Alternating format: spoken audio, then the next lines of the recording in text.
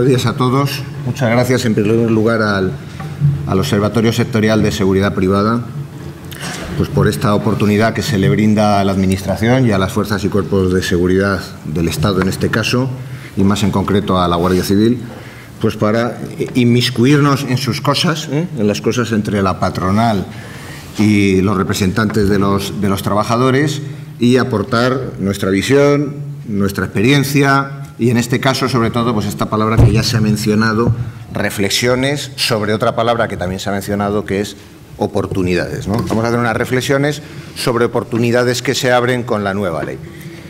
También quiero agradecer, como no podía ser de otra manera, a la UGT, pues que nos acoja en estas magníficas instalaciones, que incluso algunos que somos de Madrid y presumimos de más o menos conocerlo, pues desconocíamos y verdaderamente nos llama la atención.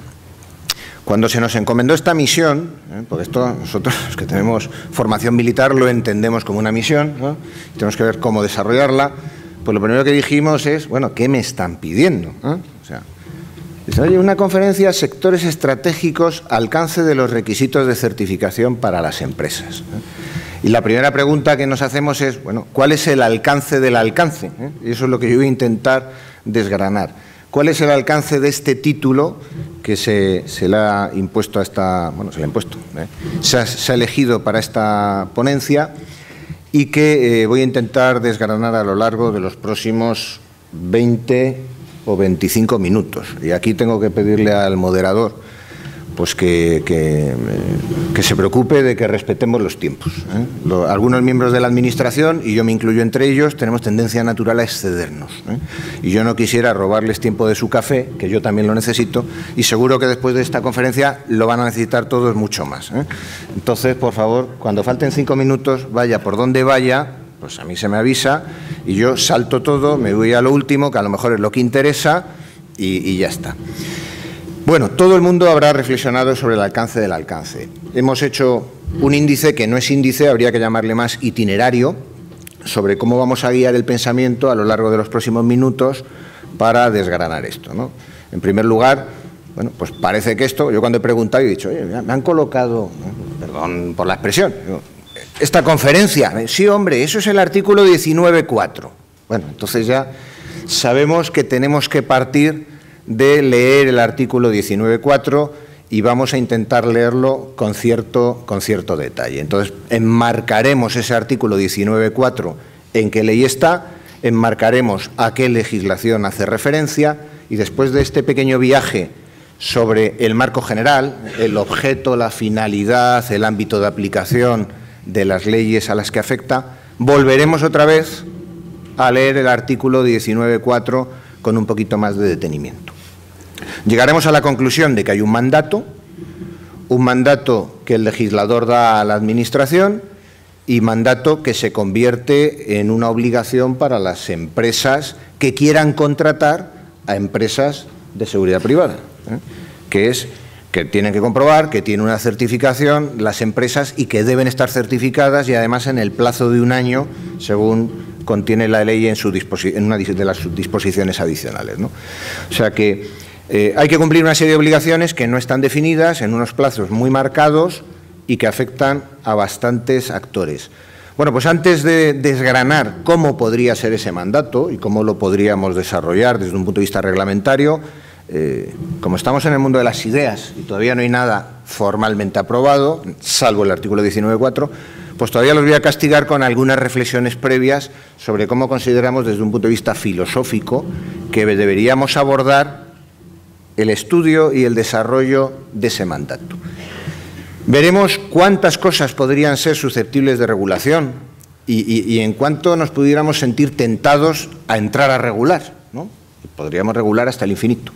Y finalmente, que a lo mejor es lo que les interesa, llegaremos a ver cuáles son los requisitos específicos a la vista, sobre todo, pues de esto que dice el artículo 19.4, ¿no? Una certificación sobre la normativa administrativa, laboral, de seguridad social y tributaria, ¿no? Aquí los organizadores podrían haber traído a alguien de AENOR, a alguien de la agencia tributaria, laboral no hace falta, porque aquí yo creo que hay mucha gente que sabe los requisitos laborales, alguien de la seguridad social, y de la Administración de diversos ámbitos, formar un panel y decir, a ver, ¿qué habría que pedir? ¿Cómo considera usted, agencia tributaria, que una empresa está perfectamente en condiciones de prestar el servicio, como vamos a decir, que es con calidad, con garantía para el usuario del servicio, con garantía para que no se resienta la seguridad pública y, en este caso, para que no se resienta la seguridad de los operadores y de las infraestructuras en determinados sectores estratégicos? Y en vez de hacer eso, bueno, pues me han traído a mí aquí, ¿eh? Y entonces yo voy a suplir a toda esta mesa de expertos y voy a intentar avanzar en esto. Primero que leemos es que para la contratación de servicios de seguridad privada, he puesto en negrita todas aquellas cosas que necesitan una cierta definición, que son servicios de seguridad privada, en los sectores estratégicos, las empresas de seguridad privada, vamos viendo distintas cosas que tendremos que ver, deberán contar. Esto es obligatorio, esto es preceptivo. Sin embargo, lo matizaremos y nosotros lo vamos a matizar y creemos que necesita mucha matización, ¿no? Con carácter previo a su prestación, una certificación, tendríamos que ver que es una certificación, por una entidad de certificación que además tiene que estar acreditada y que garantice el cumplimiento de cierta normativa. Bueno, pues empecemos por ver, para enmarcar esto, la ley, si consigo hacerlo pasar, la ley en la que se enmarca esto, ¿qué nos dice?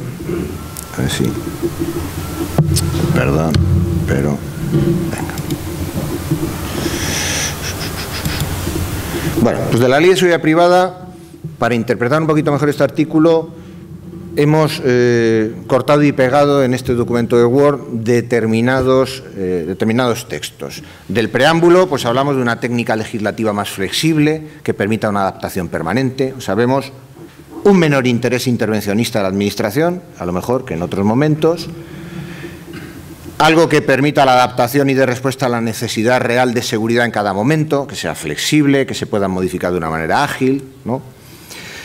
Luego, los poderes de intervención y control público sobre la seguridad privada se focalizan en los aspectos verdaderamente esenciales, ¿no? Entonces, pues que los recursos de la Administración, siempre caros y siempre demandados por las circunstancias y por muchísimos actores y sometidos a requerimientos internacionales, bueno, y a muchísimas cosas, que los dediquemos a lo que es verdaderamente esencial y aquello que decimos de zapatero a tus zapatos, ¿no? ¿Usted de qué sabe? Pues yo sé de esto, ¿eh? Entonces, de otras cosas, a lo mejor hay otros que saben o a lo mejor hay formas de garantizar que haya un cumplimiento y que haya una mejora continua y que haya una actualización y que haya una adaptación, que podamos de alguna manera encomendárselo a otros, empezando por el propio que lo tiene que hacer, o sea, el que tiene que prestar el servicio de seguridad, que él tenga ciertas garantías de que alguien independiente, externo, acreditado, fiable, etcétera, etcétera, le dice, lo estás haciendo bien, ¿eh? Sin necesidad de que sea la Administración y dentro del marco de un procedimiento administrativo, un expediente administrativo, que siempre es más tedioso, etcétera, etcétera, ¿no?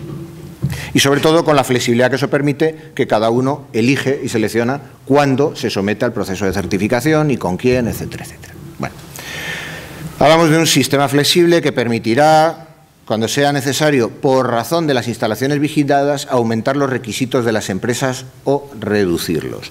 Aquí ya metemos una matización que dice, cuando sea necesario por razón de las instalaciones vigiladas. Mientras que por un lado hablábamos de deberán, y los sectores estratégicos, que luego veremos que es casi todo el sector estratégico, aquí, bueno, pues ya empezamos con la modulación, que es a donde vamos a llegar, ¿no? Bueno, la ley nos habla de regular la realización y prestación por personas privadas de actividades y servicios de seguridad privada. Tendríamos que ir a las definiciones, aquí las he puesto por el orden en el que hay que leerlas para entender el objeto de la ley. ¿Qué son actividades de seguridad privada? Pues lo que hacen los prestadores de servicios de seguridad. ¿Qué son los prestadores de servicios de seguridad? ¿Cuáles de ellos, cuáles son las actividades de seguridad privada? Y al final llegamos a que tiene que haber un determinado personal con una determinada habilitación que sea quien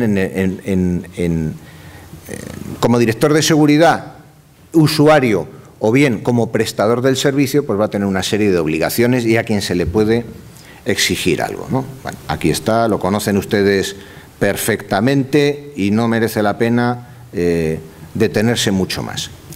Lo que sí nos interesa es ver que el objeto de la ley, que va a tratar sobre muchas cosas porque es muy transversal, el objeto de la ley es regular básicamente el servicio que prestan las empresas de seguridad privada y todo el personal de seguridad privada.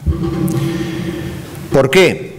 Pues porque va a haber alguien que es usuario de ese servicio, a quien no regulamos y no debemos regular, que tenemos que poner en sus manos, bueno, pues personal de seguridad privada a título individual o personal contratado por empresas que sea fiable, y cuando hablemos de empresas, pues que veamos que las empresas son serias, van a tener continuidad, no van a ver su acción interrumpida porque van a ser sometidas a sanciones o porque van a caer en una situación de insolvencia, y eso va a afectar al usuario, cuando en este caso estemos hablando del usuario que presta que es operador de un sector estratégico. Bueno, esto nos lleva la propia definición del artículo 19 a que tenemos que ir a parar a cuáles son los sectores estratégicos y qué es un sector estratégico en la normativa de protección de las infraestructuras críticas. Si leemos esta ley, pues vemos también en su preámbulo cuál es la finalidad. Bueno, pues la finalidad de esta ley es regular básicamente las actuaciones de la Administración en su conjunto, de toda la Administración pública y de todas las administraciones públicas, y la de los operadores privados que en algunos casos gestionan y operan estas infraestructuras para garantizar su protección, su seguridad, etcétera, etcétera. Es decir, esta ley de lo que habla es del usuario de la seguridad, no del prestador de servicio. Al que le marca obligaciones es al usuario de la seguridad. Y nosotros entendemos que no deberíamos ir más allá. Es decir, entendemos que la Administración, desde el ámbito de la seguridad privada, no debe regular obligaciones para los usuarios en el ámbito de las infraestructuras críticas, más allá de lo que marca la propia ley de infraestructuras críticas, ¿no? O en el ámbito de actividades relevantes para la seguridad ciudadana, más allá de lo que marca la propia ley de protección de la seguridad ciudadana, cuyo ámbito material es ese. O en el ámbito de la defensa nacional, más allá de lo que marca la ley de defensa nacional o en cualquier otro ámbito. Es decir, de esto hablaremos más adelante. El ámbito material de la ley de seguridad privada, fundamental, es la regulación del propio sector de la seguridad privada como proveedor de servicios de seguridad. Y muy tangencial y accesoriamente el de los que perciben los servicios de seguridad, porque es todo. Y entonces, si no, tendríamos que regular todo. Esto es como la protección de datos. La protección de datos es transversal a todo, y desde la Ley de Protección de Datos no podemos entrar a definir qué es salud, qué es defensa nacional, qué es investigación policial, o qué es una transferencia bancaria. Tienen que ajustarse. Bueno, pues si vemos esto, que todo el mundo también lo conocerá, llegamos a que sectores estratégicos pues son cada una de las áreas diferenciadas dentro de la actividad que proporcionan un servicio esencial y vienen relacionados en un anexo. Y ahora me dicen, ¿qué es un servicio esencial? El servicio necesario para el mantenimiento de las funciones sociales básicas, la salud, la seguridad, el bienestar social y económico de los ciudadanos o el eficaz funcionamiento de las instituciones del Estado y las administraciones públicas. Según esto, todo. Vamos, leído así, decimos, bueno, prácticamente todo es un servicio esencial, o casi todo, ¿no? Le vamos a exigir a todas las empresas que presten servicio en casi todo que tengan que estar certificadas y todas al mismo nivel. Hablaremos de ello más adelante, ¿no? Y ahora veamos cuáles son los sectores estratégicos que contiene el anexo. Pues estamos viendo administración, espacio, industria nuclear, química, agua, energía, salud, genéricamente y sin distinguir más. Pero introduce la ley algo al que nosotros creemos que nos tenemos que agarrar para no equivocarnos, que es que, por un lado, de alguna manera de la ordenación y de la coordinación y del estudio de cómo proteger cada uno de estos sectores estratégicos, se hace responsable a un ministerio o a 2 ministerios o a 3 ministerios, ¿no? O sea, ya hay alguien dentro de la Administración que es el que se tiene que preocupar de cómo se protege esto. Y por otro lado, hay unos mecanismos de planificación que contemplan que tiene que haber unos planes estratégicos sectoriales. O sea que al final alguien, y la Administración en un altísimo nivel, tiene que aprobar cómo vamos a proteger el sector del agua. Porque no puede ser que para que alguien preste un servicio de seguridad o lo que sea, en la depuradora más pequeñita del pueblo más pequeñito o en el depósito de agua más pequeñito, lo estemos tratando como si fuera el embalse de Alcántara, ¿no? Necesitamos una cosa que no dice la ley, que quizá se omitió, pero que es de sentido común, que se llama proporcionalidad. Entonces, esa es la reflexión que queda pendiente por hacer. ¿Cómo introducimos proporcionalidad y modulación en este mandato? Y estos planes estratégicos deben incluir por sectores los criterios definidores de las medidas a adoptar. Luego, desde nuestro punto de vista, mientras no estén aprobados los planes estratégicos sectoriales, todos, y mientras no estén claros los criterios de las medidas a adoptar, las que tiene que adoptar el operador en esos sectores, que es el que tiene que contratar los servicios de seguridad y al final es el que tiene las obligaciones de cara a la Administración, pues es difícil saber qué le vamos a exigir al que tiene que trabajar para el que tiene. Bueno, me siguen, ¿no? Yo creo que no es necesario. Bueno, pues visto este primer baño o buceo rápido en dos de las leyes que regulan esto, vamos a volver a leer otra vez el artículo 19, pero ahora lo vamos a leer quizá de otra manera, ¿no? Tenemos todas estas, vamos a ver, todos los actores y todos los conceptos que aquí se mencionan. ¿Y cuáles podrían ser objetos de regulación? Pues podría ser objeto de regulación todo. Por ejemplo, ¿qué es una certificación? Entendemos que no es muy necesario, que se sabe lo que es una certificación y que hay unas normas sobre cómo se crean las certificaciones, quién las puede aprobar, etcétera, etcétera, ¿no? Podríamos incluso regular cuál tiene que ser la certificación y decir, bueno, hagamos una certificación expresa. O podemos decir, no, existe un conjunto de certificaciones, ya están validadas, algunas operan desde hace años, muchas son internacionales. Bueno, pues seleccionemos cuáles son las que la Administración considera en este momento las idóneas para que pensemos que la normativa administrativa, laboral, de seguridad social y tributaria se cumple. Bueno, entonces, estas eran las leyes que veíamos. Vamos a ver, antes de estas reflexiones, si consigo yo aquí, creo que era así. Bueno, perdón. Ay. Vamos a ver si es aspectos susceptibles de regulación. Y podríamos en esta conferencia hablar de cualquiera de ellos. Los requisitos de la entidad de certificación, del proceso de evaluación, quién acredita, a la propia entidad certificadora, la vigencia de la relación entre la entidad certificadora y la certificada, la revisión, cada cuánto tiempo, no lo dice la ley, cada cuánto tiempo tiene que ser revisada esa certificación, las características de la entidad de certificación. Yo no voy a entrar en ninguna de estas cosas, creo que tampoco es ahora mismo su principal objeto de interés. Pero vamos, que se puede. Pues, características de la entidad de certificación, todas esas. Ahora, requisitos, todos estos. Pero yo creo que no es lo que ahora mismo a ustedes les interesa.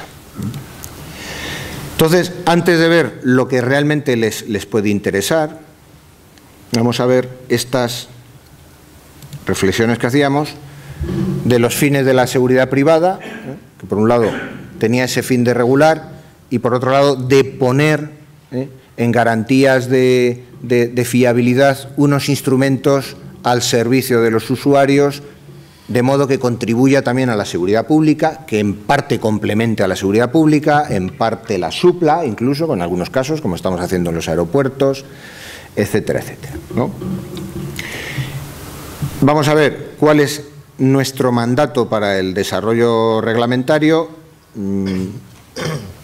analizando también otra palabra de la que hasta ahora no he dicho nada y la he saltado siempre, y vamos a intentar hacerlo pensando en que tiene que haber cierta coherencia en el modelo de seguridad a nivel nacional, ¿no? O sea, primero hay una estrategia nacional de seguridad, luego hay una serie de leyes que abarcan o regulan la seguridad por sectores, en su conjunto, etcétera, etcétera.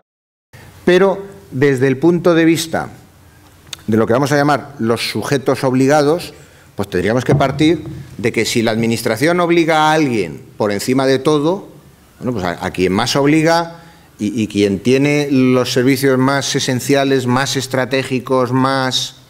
¿A quién es? Bueno, pues yo pienso a lo mejor, pues puede ser defensa. Puede ser defensa, que sin embargo aquí se nos queda fuera.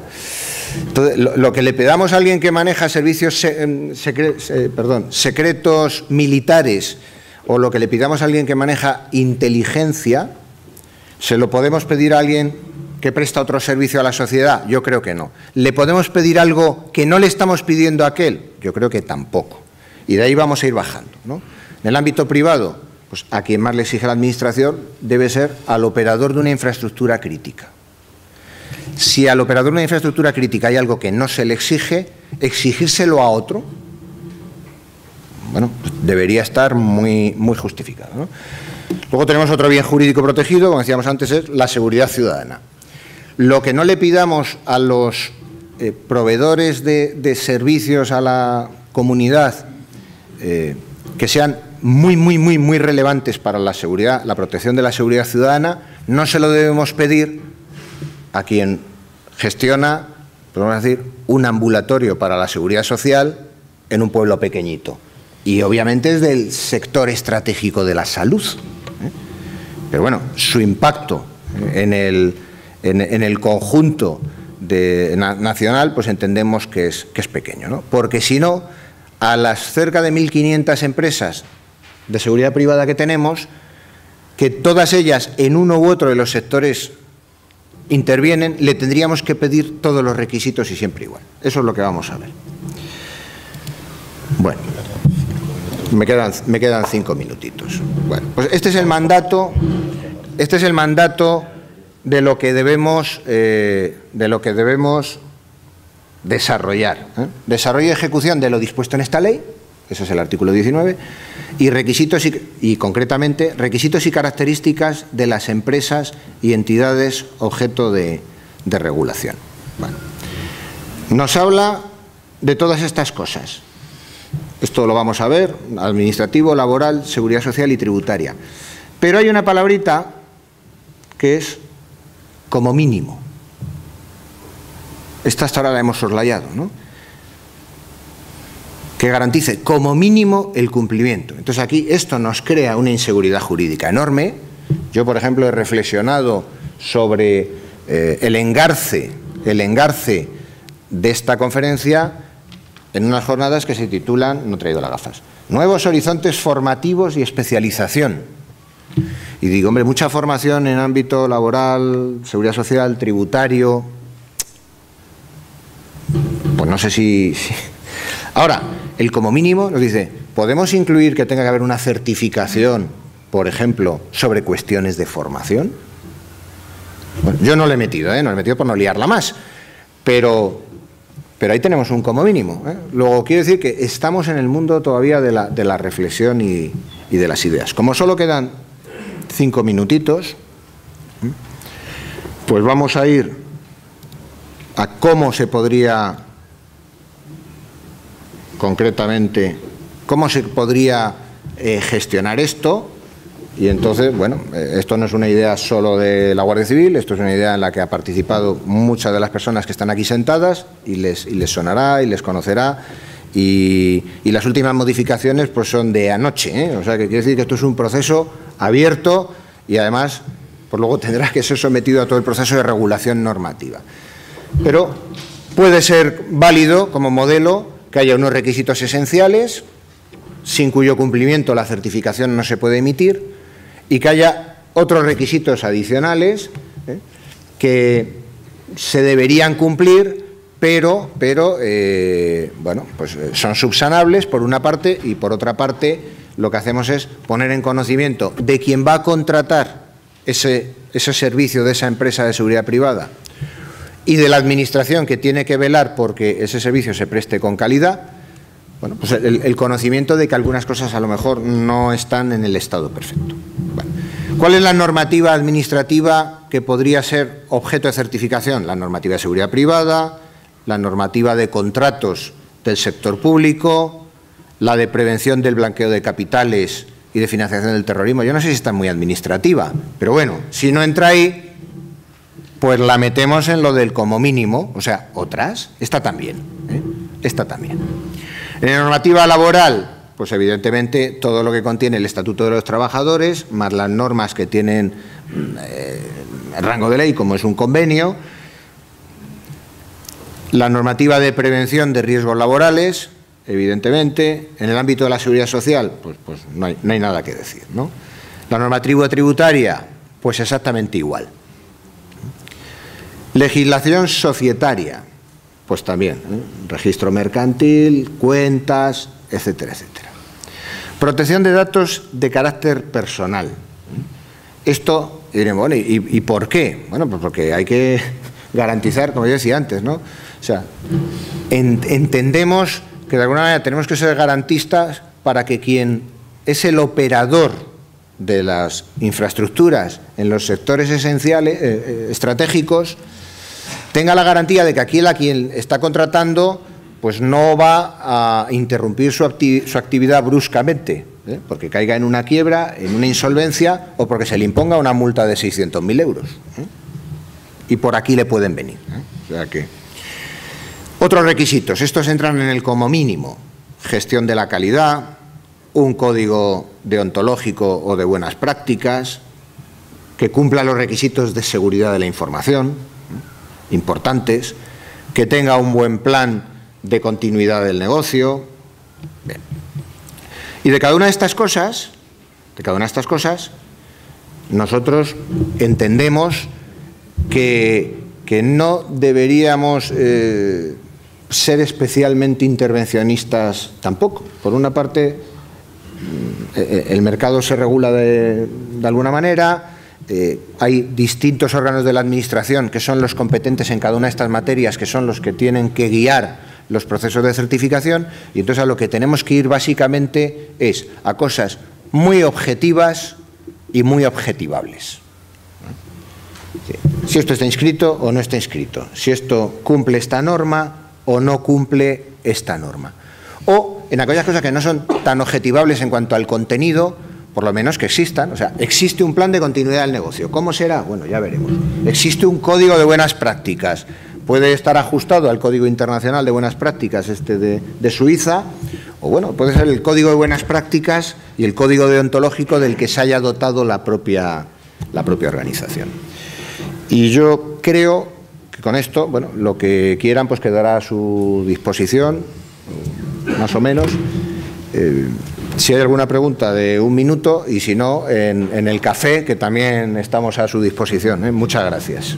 Muy bien, pues muchas gracias, don Andrés Sanz, por esta muy interesante ponencia que abre también a muchas reflexiones por parte de todos los que operamos en el sector de la seguridad privada, y que además pues indica que efectivamente estamos todavía en un proceso abierto que tiene que ir concretándose para el necesario desarrollo de la ley de seguridad privada, tal como hablábamos y comentábamos antes de iniciar también la ponencia. Pues si hay alguna cuestión, o como ha dicho don Andrés Sanz, si quiere luego en el café plantearla, pues la idea era, salvo que alguien tenga alguna cuestión específica que realizar. Hola, soy Juan Portela, de Endesa, y quería hacer una pregunta porque creo que cuando se ha dicho aquí que en donde nosotros, las empresas de los sectores estratégicos, tenemos un catálogo de instalaciones críticas. Entiendo que ese certificado va dirigido un poco hacia eso, hacia los servicios de seguridad que se hagan en esas instalaciones críticas. Ese catálogo lo ha hecho la Administración. Entiendo que en esas es donde se debe de pedir el certificado. Ese certificado que estamos ahora pensando en cómo hacerlo y cómo desarrollarlo. Entonces tendría un poco de sentido. Es decir, donde la instalación esté dentro del catálogo de instalaciones críticas por parte de la Administración, aparte de los planes específicos que hay que hacer para esa instalación y que tenemos que presentar a la Administración, y la Administración tiene que decirnos vía las fuerzas de seguridad del Estado que efectivamente ese plan específico es correcto. Además de eso, todo, entiendo yo, quería aclararlo, todo lo que en esa instalación sea un servicio de seguridad debe estar soportado por este certificado que estamos hablando. Si nosotros tenemos otras instalaciones que no están en ese catálogo, igual entiendo yo que no deberían de estar esos servicios, no debería ser necesario este certificado. Bueno, evidentemente todo operador de infraestructuras críticas opera en un sector estratégico. Entonces, toda empresa de seguridad privada que preste servicio para ese operador que presta servicio en una infraestructura crítica va a necesitar este certificado. Pero lo que dice la ley no es que sea específicamente para las empresas que operan infraestructuras críticas determinadas como tales del catálogo, que son muy pocas y se han reducido mucho. O sea, el proceso que se ha llevado es de simplificación del catálogo inicial. Aquí de lo que estamos hablando, porque además vamos a entender que ese catálogo puede ser revisable, es dinámico, que el operador tiene infraestructuras que son críticas y otras que no son críticas, pero son del sector estratégico, ¿no? Lo que tenemos que hacer es que todos aquellos servicios esenciales para la comunidad estén en manos de gente fiable y de empresas fiables. Ese es el objetivo, ¿no? Y que el operador que gestiona esos activos, a quien contrate, sea de fiar, ¿no? O sea, esto hay que entenderlo como una oportunidad y una ventaja, sobre todo para el que contrata esos servicios. O sea, aquí el verdadero beneficiado por esto pues es Endesa, Iberdrola, Telefónica, Repsol, Aguas de Barcelona, bueno, ya no se llama así, me parece, o Enagbar, es decir, este es el que va a ser beneficiado de si yo voy a contratar a alguien, pues aparte de que tenga un departamento comercial magnífico, me haga una presentación de PowerPoint estupenda y me presente un comercial que habla como Los Ángeles, o que alguien me diga, no, estos son muy buenos y diga, bueno, a mí la Administración me ha certificado, de que por lo menos en ciertas cosas básicas y esenciales, que es que no soy un pirata, o sea, estoy dado de alta en la Seguridad Social, todos mis trabajadores perciben sus nóminas, les pago las horas extras como corresponde, o sea, estos son garantías para los operadores. Si yo fuera un operador, casi diría, a mí, mientras no me cueste, porque a quien le cuesta no es al operador, le cuesta al proveedor del servicio de seguridad privada, ¿no? Luego repercutirá su coste, eso, bueno, saben ustedes más que yo de esto, Luego lo repercutirá, pero a ustedes lo que hace es que les permite, evidentemente, discriminar a quién no puedo contratar, y además sin tenerle que dar explicaciones. O sea, yo ya directamente me lo quito de en medio porque no está certificado, ¿no? Ahora, el alcance del otro es lo que yo creo que hay que modularlo. O sea, no puede ser el sector de la salud, bueno, pues el sector de la salud abarca desde un ambulatorio en un pueblo de 3.000 habitantes, donde hay un médico y un practicante y por lo que sea han decidido contratar un vigilante de seguridad que vive en el pueblo, y esto sucede, que es de una empresa de seguridad que tiene 50 vigilantes, y vale, vamos a exigir a esa empresa de seguridad, porque ha puesto un vigilante en un ambulatorio, que tenga que tener estas certificaciones, considerando que el ambulatorio es de un sector estratégico. Pues hombre, habrá que pensar en el Gómez Ulla, habrá que pensar en el Hospital Ramón y Cajal, habrá que pensar en, no sé, yo creo que habrá que pensar en ciertas cosas. Y ese es el camino en el que tenemos que hablar mucho y madurar las cosas para que haya proporcionalidad y seguridad jurídica. Y no esté sometido a la arbitrariedad de ahora sí, ahora no, en esta provincia sí, en esta provincia no. Eso es lo que nos gustaría ser capaces de hacer, que no es nada fácil. Okay. ¿Alguna cuestión más? Bueno, pues damos por cerrada esta mesa. Vuelvo a agradecer expresamente a don Andrés Sanz la ponencia que nos ha expuesto a todos los participantes de esta jornada, y vuelvo a insistir en que han sido reflexiones especialmente interesantes para todos los que conformamos el sector de seguridad. Muchas gracias.